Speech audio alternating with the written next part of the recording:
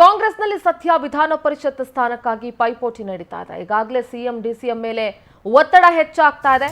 ಪರಿಷತ್ ಸ್ಥಾನಕ್ಕೋಸ್ಕರ ಪೈಪೋಟಿ ಮುಂದುವರೆದಿದೆ. ಕಾಂಗ್ರೆಸ್ನಲ್ಲಿ ಆಕಾಂಕ್ಷಿಗಳ ಸಂಖ್ಯೆ ಬಹಳ ದೊಡ್ಡದಾಗಿದೆ. ಈಗಾಗಲೇ ಸಿಎಂ ಡಿಸಿಎಂ ಮೇಲೆ ಒತ್ತಡ ಜಾಸ್ತಿ ಆಗ್ತಾ ಇದೆ. ಸಚಿವರು ಕೂಡ ಒಂದಷ್ಟು ಒತ್ತಡವನ್ನ ಹಾಕ್ತಾ ಇದ್ದಾರೆ. ಸಚಿವರ ಮೂಲಕ ಕೂಡ ಆಕಾಂಕ್ಷಿಗಳು ಒತ್ತಡ ಹಾಕ್ತಾ ಇದ್ದಾರೆ. ಒಬ್ಬೊಬ್ಬ ಸಚಿವರಿಂದ 3-4 ಜನ ಆಕಾಂಕ್ಷಿಗಳ ಹೆಸರನ್ನ ಶಿಫಾರಸು ಮಾಡಲಾಗ್ತಾ ಇದೆ.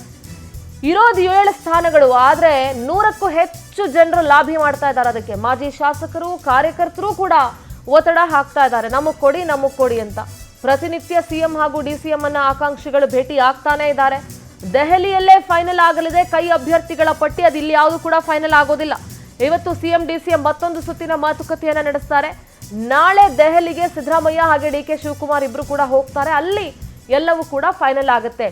7 ಸ್ಥಾನಗಳಿದೆ ವಿಧಾನ ಪರಿಷತ್ ಸ್ಥಾನಗಳು. ಆದ್ರೆ ಅದಕ್ಕೆ 100ಕ್ಕೂ ಹೆಚ್ಚು ಆಕಾಂಕ್ಷಿಗಳಿದ್ದಾರೆ ಅಂತಂದ್ರೆ ಯಾರಿಗೆ ಕೊಡೋದು, ಯಾರಿಗೆ ಬಿಡೋದು? ಮತ್ತೊಮ್ಮೆ ಎಲ್ಲೋ ಒಂದ್ ಕಡೆ ಆಂತರಿಕ ಸಂಘರ್ಷಗಳು ಮುಂದುವರಿಯುವಂತಹ ಲಕ್ಷಣಗಳು ಕಾಣಿಸ್ತಾ ಇದೆ ಕಾಂಗ್ರೆಸ್ನಲ್ಲಿ.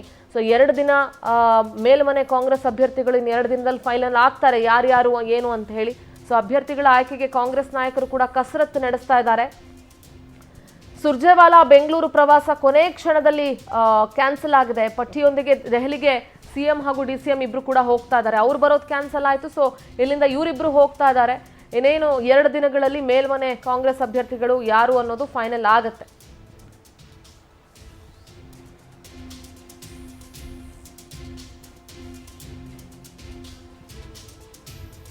ಪ್ರತಿನಿತ್ಯ ಕೂಡ ಸಿಎಂ ಹಾಗೂ ಡಿಸಿಎಂ ಮೇಲೆ ಒತ್ತಡ ಹಾಕ್ತಾ ಇರೋರ ಸಂಖ್ಯೆ ಜಾಸ್ತಿ ಆಗ್ತಾ ಇದೆ. ಒಂದ್ ಕಡೆ ಸಚಿವರು ಕೂಡ ಲಾಭಿ ನಡೆಸ್ತಾ ಇದ್ದಾರೆ. ಇನ್ನೊಂದ್ ಕಡೆ ಶಾಸಕರು ಕೂಡ ತಮ್ಮ ಬೆಂಬಲ ಕೊಡಬೇಕು ಅಂತ ಹೇಳ್ತಾರೆ. ಈ ಕಡೆ ಕಾರ್ಯಕರ್ತರು ಕೂಡ ಒತ್ತಡ ಹಾಕ್ತಾ ಇದ್ದಾರೆ.